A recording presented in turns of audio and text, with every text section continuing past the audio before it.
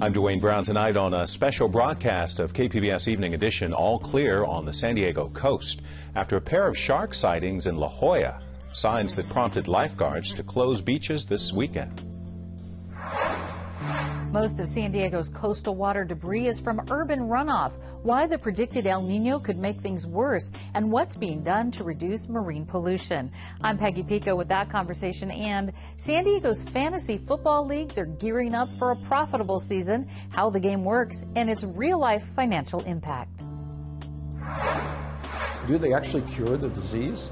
Because that's what you really want to know. Up close and personal with some of the world's most notorious parasites, the UC San Diego lab using robots, snails, and more to discover new treatments. KPBS Evening Edition starts right now.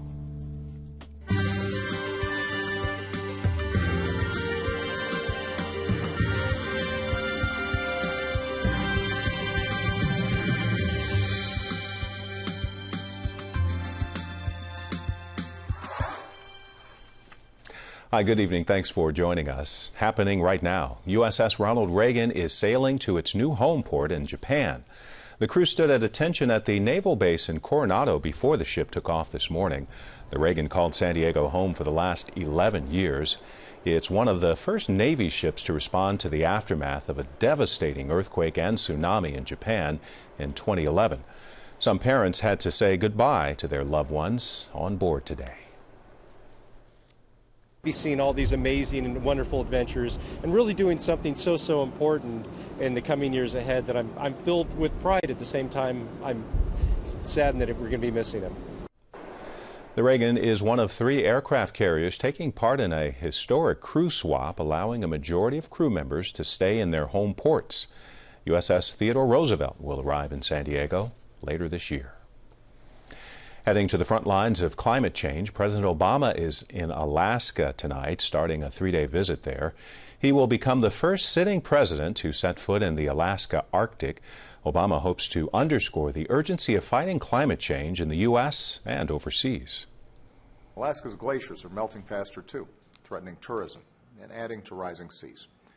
And if we do nothing, Alaskan temperatures are projected to rise between 6 and 12 degrees by the end of the century, changing all sorts of industries forever. This is all real. This is happening to our fellow Americans right now. Evidence of his trip will be left on the tallest mountain in North America. President Obama announced renaming Mount McKinley to Denali. The name has been used by Alaskans for centuries. It means the high one. The mountain was named, of course, after the nation's 25th president. The White House says it will work with Ohio officials to find another way to honor President William McKinley. In San Diego, it may be safe to go back into the water after a pair of shark sightings. Authorities say no sharks have been spotted today. Kayakers shot this video near La Jolla Shores Saturday. Shark experts say the movement looked aggressive, prompting lifeguards to close a 2-mile stretch of beaches. Another hammerhead shark was spotted on Sunday. This marks the first shark sighting in La Jolla in 3 years. Tropical diseases infect more than 1 billion people worldwide. Pharmaceutical companies don't pay much attention to these infections, but KPBS health reporter Kenny Goldberg says a new lab at UC San Diego is trying to discover new treatments. The Drug Discovery Lab at UC San Diego is housed in the Pharmaceutical Sciences Building. So the door that we've just passed brings you into an entire area which is biosafety level 2. Lab Director James McCarrow reaches into one of the lab's incubators and takes out a flask of gold-colored liquid. You wouldn't want to take a sip. They're grown in these sterile plastic flasks. It's filled with a parasite. This is the organism that causes amoebiasis, which is one of the leading causes of diarrheal disease worldwide. Or how about this container? Inside the liquid contains a whole bunch of nutrients, basically food for the parasites. Swimming inside of it is a different parasite that causes Chagas disease. That's one of the leading causes of heart failure in South America. You get it from being bitten by what's called a kissing bug. You can see this parasite in action by looking into a microscope. It's literally invading the host cell and replicating. So what happens to you is if you get infected with this parasite, they will invade your heart muscle cells, and over a period of about 10 years, they'll destroy them. The lab also has a special room for a parasite that currently infects 240 million people. The reason there's a door here, if you go in, it's temperature controlled. So it's like the tropics. This closet-sized room has a number of tanks filled with freshwater snails.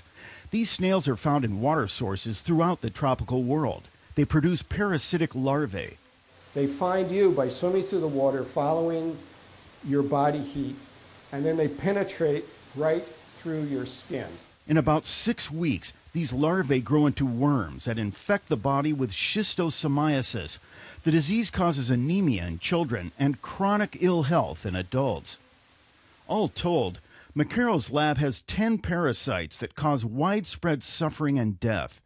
But because the victims are primarily in poor countries, drug companies aren't interested in developing new treatments. That's where this lab comes in. Like here's an example. It's well equipped to handle the process of identifying potential drugs. It'll take the drugs out of this plate. The lab has robots that screen parasites against hundreds of chemical compounds at a time. The goal is to find a compound that kills the parasites. Once the machines identify a hit, the compound goes through a series of other steps in the lab. So we can actually take the hits from these robots, and if they look promising enough, we can put them into an animal model of infection and ask, do they actually cure the disease? Because that's what you really want to know. It's all part of the process that takes place before a drug can go into clinical trials. Infectious disease specialist Sanjay Mehta says the lab is doing important work. The current drugs are somewhat effective depending on the disease and oftentimes very toxic, particularly for things like sleeping sickness. That sometimes the treatment can be more toxic than the actual disease, and people used to die of the treatment. So we clearly need better treatments for a lot of the diseases. Postdoctoral fellow Laura Isabel McCall works in Macaro's lab. She's studying the parasites that cause Chagas disease and sleeping sickness. McCall says finding one drug that made it all the way to the clinic would be a dream come true. But she says she wouldn't stop there. I'd probably keep on trying to find better ones, but it would be an achievement. So now, just like everything else, you can do this robotically. James Macaro says his lab has identified 2 drugs that are ready to move into clinical trials. Kenny Goldberg, KPBS News. As we saw tonight on Big Blue Live, is actually inspiring young folks with the sights and sounds of the marine world. Now, this is a live look just outside of Monterey Bay, the site of Big Blue Live. In San Diego, City Heights students help scientists study urban runoff in their neighborhood canyons. They are painting a picture of how inland neighbors impact the coast. KPBS reporter Megan Burks produced this report. These canyons are not just really cool ecosystems, they're the city's storm drain system. So especially each time it rains, we see pulses of trash coming through the canyons. Ocean Discovery Institute engaged about 100 community members in the Discoverers program, which is a citizen science project that allows the community member to really understand the patterns and pathways of trash and how they end up to our oceans. We lay out sections that we're planning on collecting our data from. We lay out in 100 feet transect, and from there we collect all the trash in it. So after we collected the trash, we would count individually how many pieces of trash there were, and then we would see on the side of the bin and see the volume of the trash we collected. So we saw pulses of anywhere from about 5 liters of trash, so 2.5 gallons, to 320 liters of trash. The last of the results that we found were looking at fish down in the bottom of Troyes Creek and in San Diego Bay, and both little marsh resident fish and those in the bay that are of interest to sport fishing. Many of those we found small bits of plastic in their gut. The current situation now in looking at trash in local canyons is that it's an aesthetics problem, and what our studies are finding is it's more than an aesthetics problem. It's an ecosystem-wide problem, so it affects species and also humans, because ultimately we consume a lot of the species that we found plastics within. The students say they plan to take the study results to city leaders to advocate for better trash management. Now Peggy Pico takes another look at what's being done to keep pollution out of San Diego's coastal waters. Urban runoff from inland creeks and rivers are to blame for 80% of marine debris found in the Pacific Ocean. And this year's likely El Nino could make things worse. Here with how to prevent and reduce stormwater runoff are my guests, Rob Hetzel, director of San Diego River Park Foundation, and Bill Harris, manager of San Diego's Think Blue Pollution and Prevention Education Campaign. And Rob, remind us of what urban runoff actually is and its impact on local marine life. Sure. Urban runoff is simply the water that runs off from a community, whether it's rain or you have your hose running, and with it, it carries pollution. All of that eventually makes it into our rivers, out into the bays, and out in the ocean, and it carries those pollutions that harms marine animals. You know, plastics get stuck in their throat, you know, those sort of things, and the pollutions that it carries. Sure. We're looking at pictures from the San Diego River Park Foundation. We just saw Mission Valley. We're also seeing pictures of water running into the ocean. The San Diego River is actually listed federally on a federal list as an impaired body of water. What's it contaminated with, and how polluted is it? It's a great question. It's on the 303D list. It's an EPA list, and it's different things. One of them is dissolved oxygen, which isn't pollution. It's the quality of the system and how it works. There's also TDS, and there's fecal coliform. So those are more direct pollutions. And so fecal bacteria, and where's that coming from? Well, by and large, sewer spills. It comes from people living in the river. It comes from dogs. It comes from those sort of things.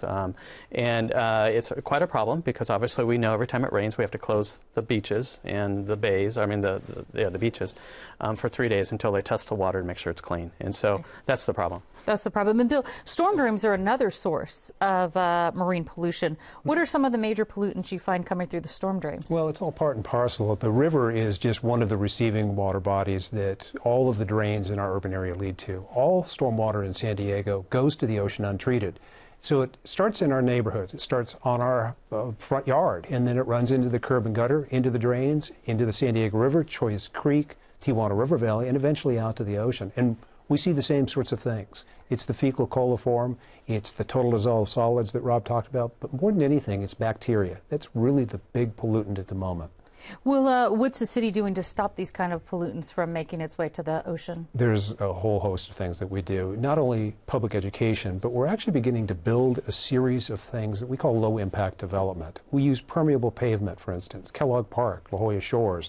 The water is able to infiltrate into the ground, the pollutants stay there, and the water flows on.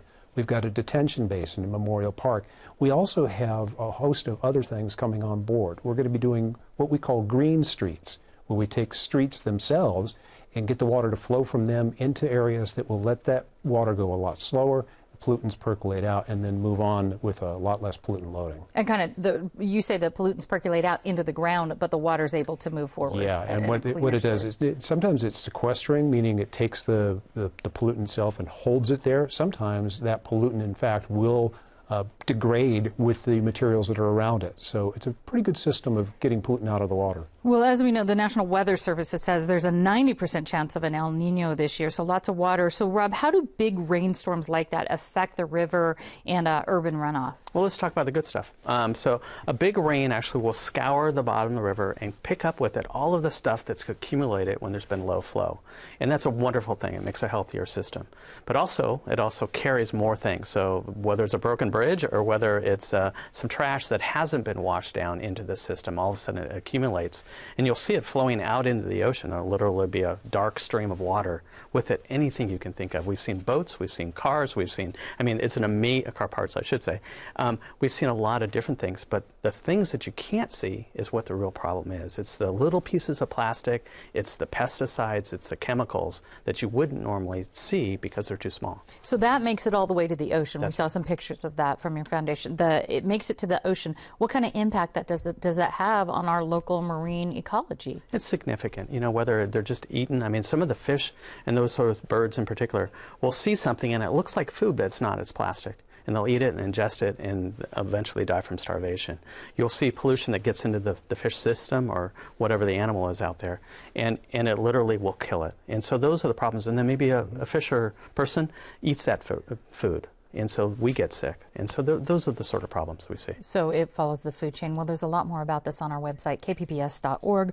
Rob Hutzel and Bill Harris, thank you so much. Thank you. Thank you. Some call it a window into the ocean ecosystem. This is a live look at fish outside or inside the kelp forest in Monterey Bay up north. The tide pools at the Cabrillo National Monument show how marine animals have adapted to the tides, living in and out of the water every day. In fact, it's one of the most extreme biosystems in the world, and you can find it off the rocky coast of Point Loma. And it's extreme because of these big waves that you see come in every single day.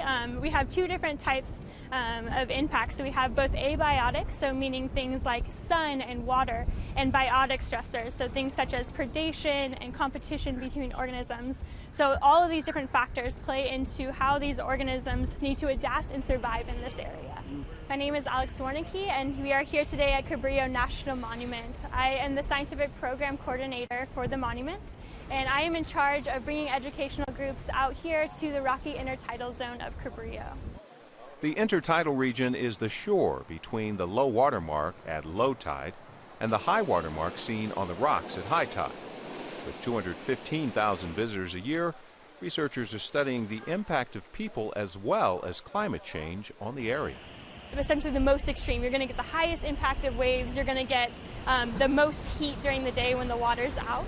And so they have to be adapted to not only high impact of waves, high heat, but also like trampling and stuff, like getting eaten by predators and different things like that. And why should we, as people, care about this process? When it affects them and they are so vulnerable to these changes, we need to then look at how will this affect us in turn. Not to just say that it's all focused on people, all focused on humans. We do want to also maintain the balance, the health of these ecosystems, because they are a direct indicator of how these stressors might influence us. Studies indicate visitors are contributing to the decline of many species, from the tasty abalone to the owl limpet. Of course, we'll have an encore presentation of Big Blue Live at 8 tonight. This live series from Monterey Bay continues tomorrow night at 6, followed by another special broadcast of Evening Edition beginning at 6. A closer look at a controversial project helping to transport water to Southern California. Public hearings start in October. Now, the project calls on building 30-mile-long tunnels in the Delta near the San Joaquin and Sacramento rivers. The project took a step forward when state contractors prepared to confiscate nearly 300 farms in the Delta by eminent domain. Opponents blasted the move, saying the tunnels would negatively impact farming and destroy wildlife habitat. A new task force is helping crack down on illegal marijuana growers who steal billions of gallons of water each year for their plants. Fish and wildlife officers joined forces with narcotics teams inspecting pot farms in Northern California. They are looking for growers who are willing to work with authorities. Growers typically plant a pot farm in a remote area on state land and siphon water out of nearby creeks. Plants take between 6 and 10 gallons of water per day. When they do that, they literally take all the water. So that water is not available for anyone downstream, either people or animals, and eventually into the main stem of whatever creek it is or watershed it is. So it's really devastating and just catastrophic on the environment. Authorities say pot growers often get out of jail on bail and are back in business within weeks. A new study favors expanding San Diego's convention center along the bayfront. The study by Convention, Sports, and Leisure International finds that keeping new and old floor space together would provide the biggest return on investment. Mayor Kevin Faulkner says he'll begin talks to move forward with the project. A hotel tax increase will likely pay for part of the expansion and go before voters next year. But first, the city needs to resolve a lawsuit challenging the project. Another candidate is throwing her hat into the race to unseat County Supervisor Dave Roberts. Encinitas Mayor Kristin Gasper made it official today. She was elected to the city council there in 2010. Last year, she became the North County City's first elected mayor. Roberts was the first Democrat elected to the Board of Supervisors in nearly 20 years. 3 of his office employees filed claims alleging he abused his powers. Roberts has denied the claims. The state Senate passed a bill to close the wage gap women face in the workforce. The legislation calls to ensure women are paid equally for work similar to their male colleagues, and so they won't face retaliation if they inquire about the subject to their employer. Known as the California Fair Pay Act, it was inspired by studies showing California women working full-time make a median 84 cents for every dollar men earn. Last week, Governor Brown's office showed support for the bill via Twitter. It will now require that differentials in pay have to be based on something other than gender. It can be based on education, experience, merit, productivity. Those are all fine things that support a difference in pay, but it can't be based on gender, and the responsibility to prove that it's not based on gender is going to lie with the employer. Her bill calls for a gender-free workplace, so if anyone raises a question about his pay, his employer would have to provide the information without any retaliation. A community group says there are too many liquor stores near an East County high school, and most of them are breaking the law. KPBS education reporter Matt Bowler has the story. On their last day of summer vacation, these 3 high school seniors are trying to change the community. Over the summer, they studied an area of 1.5 miles around their school, Monte Vista High. The teenagers say they learned 2 things. First, there are 11 liquor stores inside that 1.5 mile circle. Second, all of them are breaking at least one alcoholic beverage control rule. 17-year-old Mariah Whitehead says for some perspective, her group studied another area for liquor stores. We went to the high schools on La Jolla and we assessed within a 2-mile radius of their schools, and we found that there was only like 2 or 3 liquor stores. The most common rule broken is the one that says stores can cover no more than 33% of their windows with ads or signs. Whitehead has a hunch why stores are breaking this rule most often. My guess is that maybe they just don't know about the rule, which is unacceptable as well, because that's their job as a community business owner to know the laws that they're supposed to follow. Whitehead and her fellow Youth Coalition members passed out the letters outlining the rule violations and spoke with store owners and managers. So you expect clear the window? Yeah, what else? A little bit. Yeah, we can't see the cash register from the street because policemen should be able to see for any robberies or anything like that. Everyone was polite. However, Whitehead says if things don't change, there is a plan. And then contact ABC and hopefully get an agent out here to fix it for us. That's the bigger step. Matt Bowler, KPBS News. A best-selling self-help guru familiar to many in public television has died. The family of Dr. Wayne Dyer made the announcement on Facebook over the weekend. They say he couldn't wait for his next adventure to begin, and he had no fear of dying. Dyer was the author of 30 books. He was diagnosed with leukemia several years ago.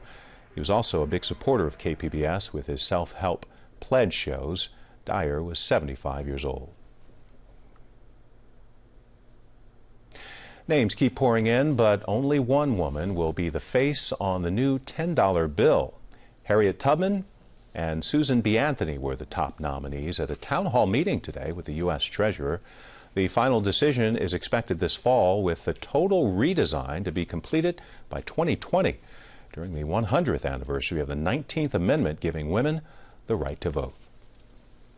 It's a game you either love or know nothing about: fantasy football. Peggy Pico looks at the popular game and the business behind it. While the controversy over a new football stadium in San Diego continues, fantasy football leagues are enthusiastically gearing up for a new season.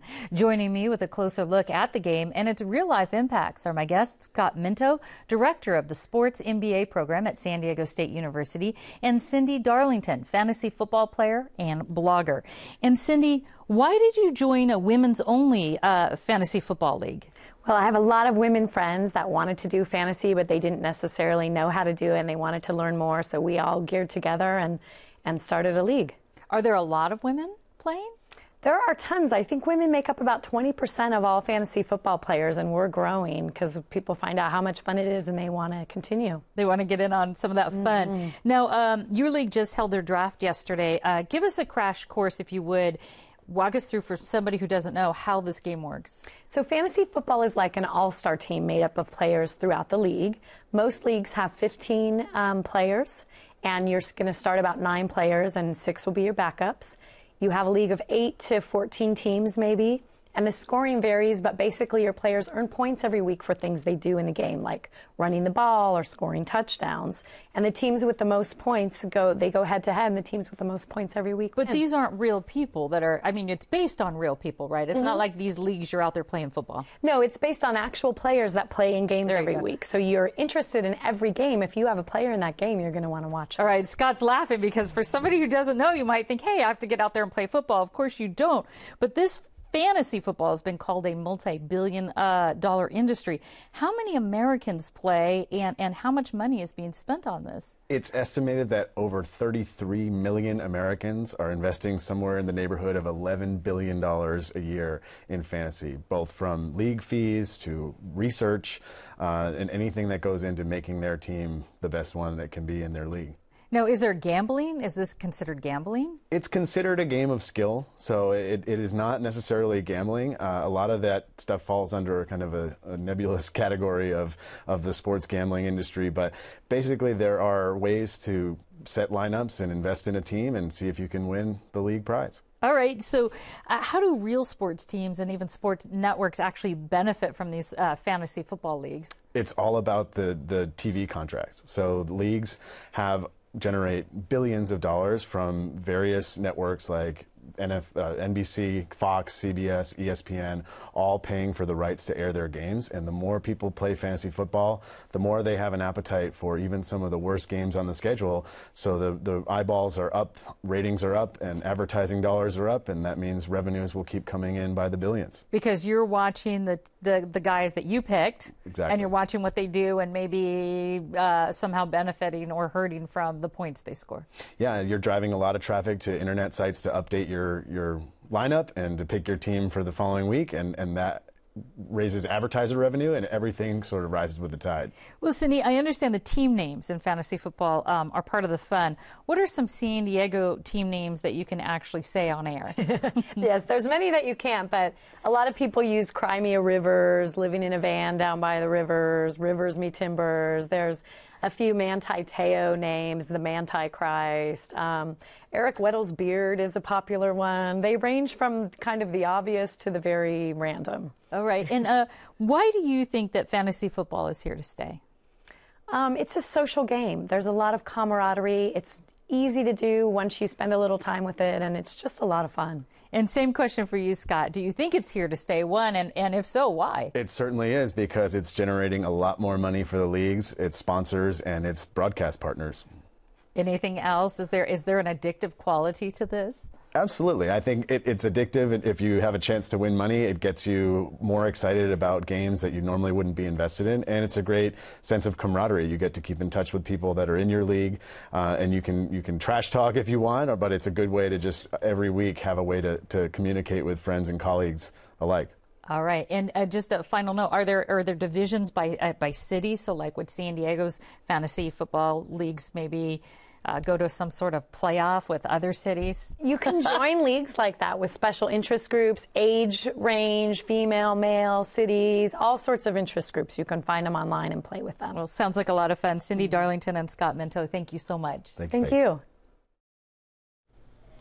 Look at here, a live look at the jellyfish exhibit at Monterey Bay. Big Blue Live continues tomorrow night at 5, followed by a special broadcast of Evening Edition. Of course, you can find tonight's stories on our website, kpbs.org/evening edition. Thanks for joining us. Have a great night.